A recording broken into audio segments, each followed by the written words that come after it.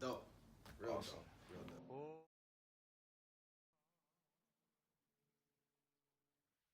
Welcome, everybody.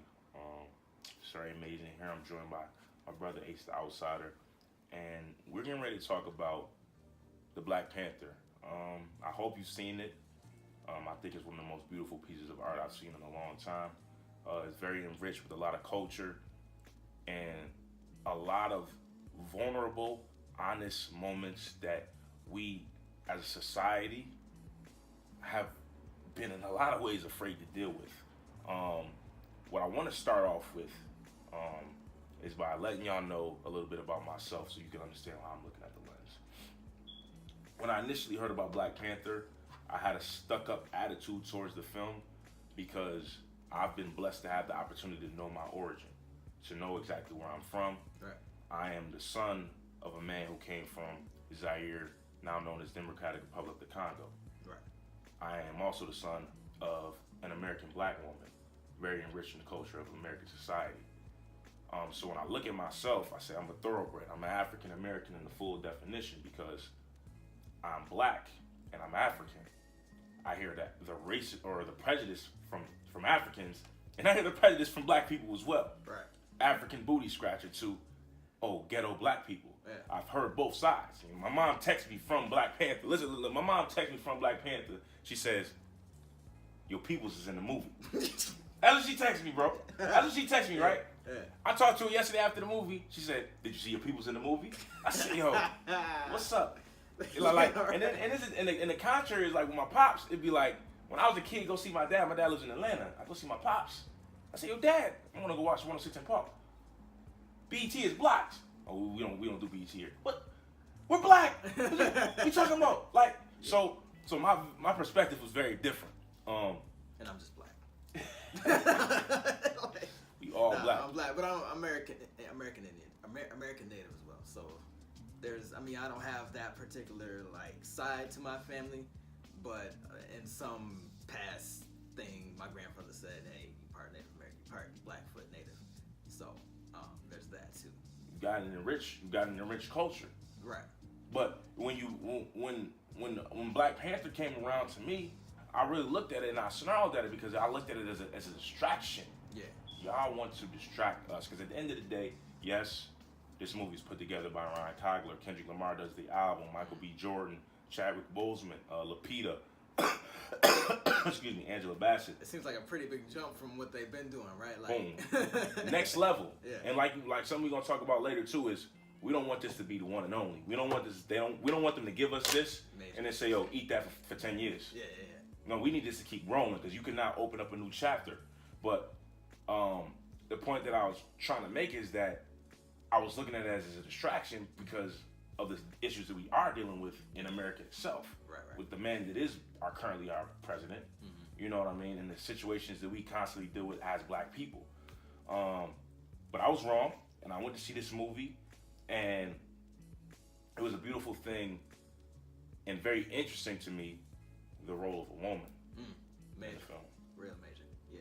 So I'll let you take it. Go ahead. Yeah, I was like, go ahead, spit some bars real quick.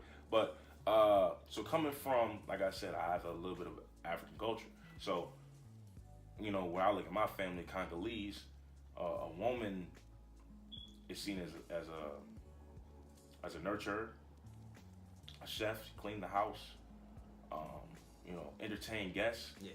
But not as much as a powerful position that I saw these women in this film. When I look at it, and then when I was texting my stepmom earlier, my stepmom is also from Congo, DRC as well. So that's she sees things differently too.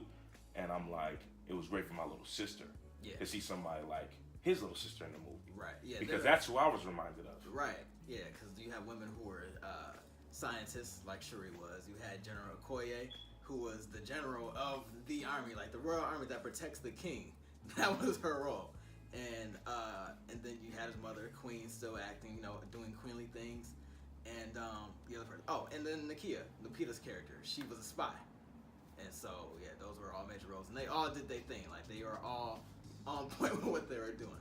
It's like everything I know about being African and myself as a man is like, you know, from the fact that his army is all women, it kind of blows my mind. It's like, are there other cultures and other countries is different?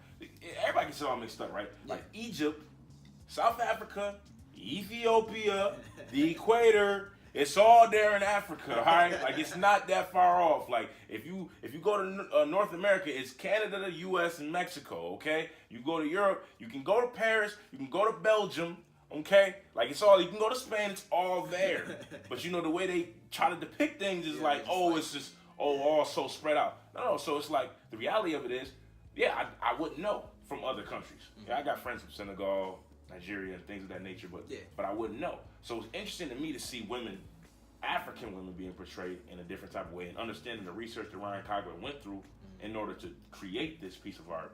So that was real interesting to me. And the other ironic thing about it all is that these women stood for strength, intelligence, dependency, loyalty. But the beauty of it all and the honesty of it all is they also were weakness and vulnerability for the men. Right. Yeah, you were telling me because so you said like in the first, like within the first 5 minutes of the movie, the first thing you see with T'Challa, he's about to go drop into a spy zone, and he said he's not gonna freeze, right? And what does he when he gets down there? Freezes and almost got somebody else killed because in his vulnerability of seeing this woman. So I look at it and I'm like, as a man, that's something that African, Black, however you want to depict yourself and describe yourself, people with this type of skin tone, it's been proven for that a woman can be, as much as she's our strength, she can be our weakness. As much as a woman can hold you down, absolutely, and hold you up, like the saying goes. You know, behind every great Black man is a great Black woman. Now, it's not supposed to be behind; it's supposed to be side to side. Right. But the point is, it's as much as that strength she can bring you down, and it's an honest reality that hurts. Yeah, women can take down empires. It hurts. Real. Yeah. And that's the thing when I look at a woman is the most beautiful gem ever created. And you know, that's why I think I'm always sometimes harder on a woman because you have that strength. Right. So be the one that holds somebody up. Don't be the one to bring them down. It was just real interesting for the film to talk about that. Right. Yeah, because things are different where you're from though. Because not different, but I mean, they're different. Different. Yeah. It's different. More, you know, it's a swept under the rug type of situation.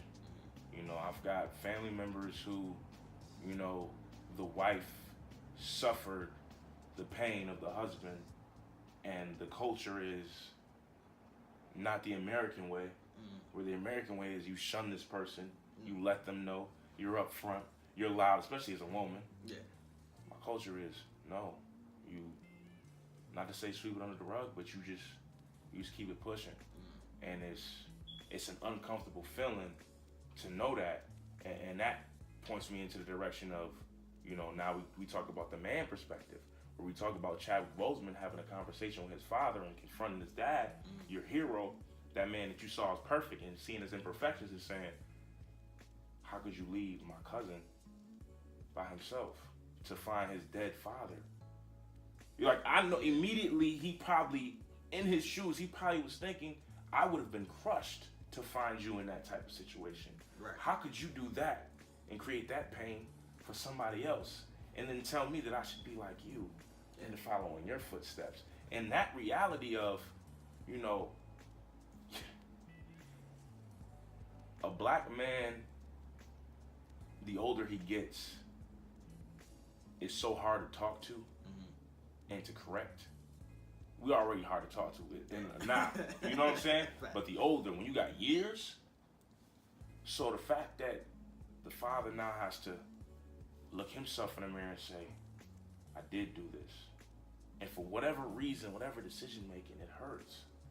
I just thought it was just a beautiful, honest, pure way to just display, like, these are real life issues. And that's why I say, you know, there are white people that may not want to watch Black Panther. Yeah. You are not excluded from that situation just because you are not Black or African. Right. You may be in a situation where your father, he cheated on your mother. You grow up. You have to face this man and understand that he may have cheated on your mother, but that didn't stop him from reading you that bedtime story when you needed him to when you were a kid. Right. You know what I'm saying? The humanization that we lose sometimes when people do great things. So I just thought it was a beautiful thing. And then the contrary is the Killmonger part. When you look at Michael B. Jordan, and like I said to you, in a way, because of my situation, I didn't grow up with my dad. I didn't grow up in the same house as him. I didn't have the liberties. I don't speak French. I don't speak Swahili. Yeah. I have natural African tendencies because I am who I am. But I felt not what Killmonger felt because I have my father. I'm blessed. Right. But I feel that missing out point, that I'm not fully ingrained in the culture. I'm left behind. Y'all have y'all conversation and y'all switch languages, and I'm sitting here like, yo, should I Google Translate and record? Because I don't know what's going on. Right. That's not my fault. That's not Michael B. Jordan's fault. Right. You know what I'm saying? So they didn't go out your way, not even go out the way, but they didn't take the time to kind of catch you up to speed, or with like real small parts, but still not enough for you to make that same connection that they would have. It would never be enough because I would have to live it. Okay. You know, going to a French class and learning French from the people, from a white lady is not the same as growing up and understanding bon appetit, merci beaucoup at the table, and that's just a small sample size. Right. You know what I'm saying? Gotcha. Ça va? Comme ci, comme ça. You know, it's just different. And so I understand to see Killmonger and to see that drive, that hustle, and that's pain. That's pain. That's like you said, the scene with the little. He goes back to the little boy. Yeah. Now when Chadwick Boseman is talking to his father, he's grown. Right. The whole time, Right. they're here. But you have to see Michael B. Jordan become that little boy because that's that little boy who's hurt. Yeah, it's his past that's affecting him the most, and that's why he is the way he is now. Which T'Challa is more like, I'm in the present, I'm the king, I got the responsibilities, I'm not ready to leave without the dad. So, you know, that's why he remained an adult. But Eric Killmonger, he's still living in the past, or he's still affected by his past and everything, all the trauma that has led up to, everything. And how many of us in this world are affected in that same way? Now, it's not the same situation, right? But how many, my father was a drunkard, and it's something just holding you down. Really stopping you from maximizing your joy and your happiness because you are holding on to that pain, that same pain that you felt as a kid. So I really, really want people to understand that Black Panther, I'm not doing this right now because we're black and I'm African and I wanted to wear a dashiki and I want to talk about being black. Right. No, this is art. Fact. It's art presented in a way that I haven't seen another film that can make, let alone be a superhero movie that can tap into these different emotions, because these are vulnerable, honest, hurtful situations to talk about. Nobody's comfortable saying, yo, my dad wasn't there, man. And it hurts me every day. Yeah. It hurts me every day. There's not a lot of people will say it, but it shows more in your actions because what's happened to our community especially? Oh, yeah. From crime. It showed through hip-hop, rap, which people don't respect all the time as a form of art to express that emotional emptiness that you feel. A woman can't be a woman without a lady teaching her how to be a lady. Right. And a man can't be a man without a man teaching him. And it's just, it was just some heartfelt scenes in that movie, man. And when you talk about Chadwick Boseman, having the conversation, I'm not ready to be without you. I'm not sure what he said. Yeah. So he was saying that I'm not ready to be without you, basically, to his father and his deceased father. And then his father responded with something that really touched me because I think it really resonated with me because, you know, my father, I spent time with him, but he wasn't with my mother. So it was a lot of back and forth, but I still didn't have as much exposure with him. You know, I had stepdads and things like that, but it still wasn't the same. So I had like multiple connections. But the quote that his father, T'Chaka, came back with was, "A man who has not prepared his children for his own death has failed as a father." And so that to me is just like, whoa, because you have to prepare your child, whether they're young or old. You have to leave some type of impact on them. You know, even if they are young, even if they're old, you have to have some type of impact least try and attempt to. So, yeah, because like you said, because I mean, even with Killmonger, the absence of his father, even in his absence, he still had the posters and everything like that. He still had African regalia over his room. He had the wall with the guns where he found the book and the map to Wakanda and the rings and all that. He still had something for his son to hold on to and take with him. He didn't go the right way because what happened, but still he had something. So you know what? And I didn't even think about it from that perspective. And that's just another way of life, just showing like there's beauty in the imperfections. Yeah. Because even though he was robbed of the opportunity to live that life of Wakanda, he still had an understanding and an ability to see. Yeah. Just a small scope. There's so many of us don't even get to see the small scope. It hurts. Like, I'm getting emotional thinking about the situations because it's like this is a reality, and this is why I think this is one of the greatest movies that I've seen thus far. I can't wait to see it again because you talk about the role of the brother, Killmonger's father. Yeah. You betrayed me. Yeah. I'm the king. If you're my brother, you're my man's. You say, hey, I've been out here on this mission. Come see what I see. These people are in pain. Mm-hmm. We need to figure out a way to help them, not go behind my back. Then you're going to go behind my back. You're going to give it to a criminal. And not just any criminal. This was a white arms dealer who sells weapons, so he's probably selling to other countries who are like effing up, people even on, the African continent. And you did it behind the back. So you betrayed the whole country. It's already established that Wakanda doesn't mess with the outside world. Exactly. Not because they're being selfish with their resources, their vibranium, but because they know the world isn't ready. And to deal with somebody who participates in fueling that unreadiness, that chaos, that war, that was the ultimate disrespect, ultimate dishonor, especially in a society where they really hold honor to a high standard.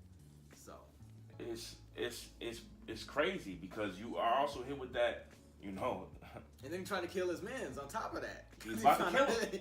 He was Forrest Whitaker, the young Forrest Whitaker. Yeah.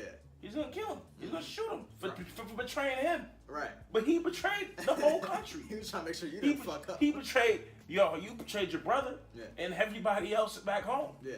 But you was gonna shoot him because is that the scar effect, like the Lion King thing. Yeah. And it just lets you know again, it reminds you, as close as you could be with somebody, they can still have their own agenda. Mm-hmm. And so many themes in the movie that just resonate because at the end of the day, he had his own agenda. Whether he's a good man, bad man, however you want to look at it, it's not for us to say. Mm-hmm. But the point is, he had his own agenda, and even though he professed all these things to his brother eye to eye, didn't mean nothing. It's like, how much does your word mean? Right. What else? What else did I want to talk about? I want to talk about, as we close, the beautiful scenery that we see in this movie. Oh, yeah. The waterfalls. Yeah. The way they put the colors together. The way they establish the beauty of just doing these simple things that when you look at on screen right now, that's where African Booty Scratcher comes from. Because it looks nasty when you depict it a certain type of way. This movie showed the beauty in the simple. And it depends on who's perceiving it too, because European perception of that is disgusting, right? So they try to put it on us that, that's disgusting. You look at any type of old books on when white people were examining African or Native American culture, any type of culture that wasn't their own, they would say it was primitive. It wasn't built up. They're stupid. But it's just like they just see things differently themselves. You know what I'm saying? We can be colorful. Where we're from, shaking our ass is just celebration. It doesn't mean anything. I mean, not that it doesn't mean anything, but it doesn't mean what you think it is, because we have our own meaning for it, and it lifts us up. So, and we're getting back to that definitely because of movies like this, and that's why we're gonna go on about what comes next after this. What comes next? Because the thing is this, I can't say it enough. Black Panther, right? We didn't even talk about the tie to the Black Panther. That's another day. Right. Black Panther is for the world. it's not for black people. Yeah, nah, It's for not. everybody. It's not a movie where you go to the theater and you see it and you say, "Oh, it's an all-black cast." It's only no. The perception and the realities that you have to face is that these situations connect with anybody on the planet. Mm-hmm. Your father lies to you. Your brother betrays you. Illegitimate children. How many? Oh, come on, you know how many people at the funeral. Oh, Right. what? His head shaped just like. Where are you from? How many situations are there? Yeah. You know what I'm saying? Absolutely. So, it's not a movie. Excuse me. It just so happens to be black people running the show. Yeah. But it's a movie that talks about real life situations, and it's putting a lot of people in vulnerable, uncomfortable, honest, blatant, real emotional situations. Like, this is all real. Yeah. These are all real. Like, the Killmonger, these are all real things that I can say personally. As a man, I felt like I've gone through situations where me and my father weren't speaking, and I felt like as a man, well, I need you. I'm not ready for this. I'm crying because I need guidance still. I feel like there's something that you can tell me that I haven't known yet. Yeah. Or being the one who feels like you're an outsider because you're not good enough. Yeah. They don't see you as good enough. These are real emotions, or being someone where, you know, things that go on in the U.S. is like somebody sexually assaults you when they're a kid, and it messes with them their whole life. Right. So it's like, man, I just really, I'm thankful for Ace the Outsider joining me right now and kicking it about the Black Panther. I'm thankful to everybody who tuned in. Like I said, I've only seen it one time. I plan on seeing it again. I think it's one of the most beautiful pieces of art that I've seen, because from the music to the beauty of the scenes to, you know, it's got some action in it, to the fact that Ryan Coogler was able to implement all these different realness. All of that. Like, Get Out, it's not in the same league. It's not in the same category. It's not, because this is that much realer. It's that many more ties into mankind. So I thank you again. This is Sir Amazing. Ace the Outsider, we signing off.